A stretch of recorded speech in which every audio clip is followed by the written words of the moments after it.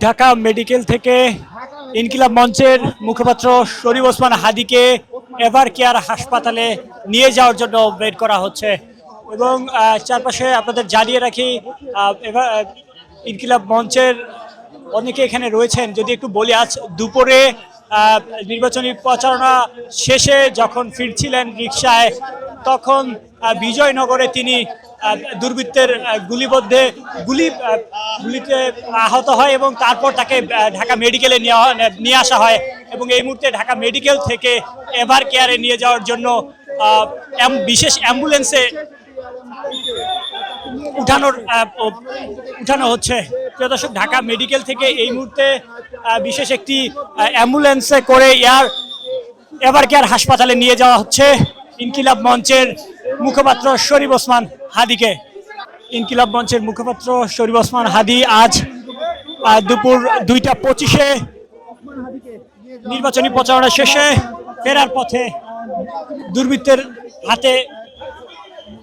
গুলিবদ্ধ হন এবং তারপরেই ঢাকা মেডিকেলে আনা হয়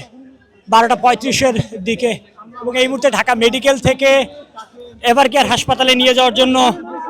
বিশেষ একটি অ্যাম্বুলেন্সে ওঠানো হচ্ছে। ইনকিলাব মঞ্চের মুখপাত্র শরীফ ওসমান হাদি তিনি ঢাকা 8 আসনে স্বতন্ত্র নির্বাচন করবেন এবং দীর্ঘদিন থেকেই তিনি প্রচারণা চালাচ্ছেন এবং আজ প্রচারণা শেষে তিনি যখন ফিরছিলেন 2:25-এর দিকে তিনি রিকশা এবং বাইকে করে দুর্বৃত্তরা এসে তাকে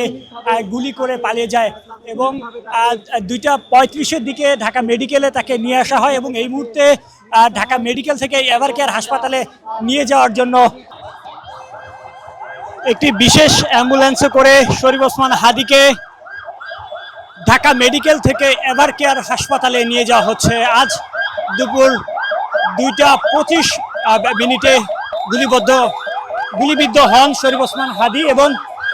তাকে তারপর থেকে ঢাকা মেডিকেলে এতক্ষণ ছিলেন তিনি এবং এখন এই মুহূর্তে ঢাকা মেডিকেল থেকে এভার কেয়ার হাসপাতালের দিকে নিয়ে যাওয়া হচ্ছে। এই বিশেষ অ্যাম্বুলেন্সের মাধ্যমে শরীফ ওসমান হাদিকে নিয়ে যাওয়া হচ্ছে এভার কেয়ারে।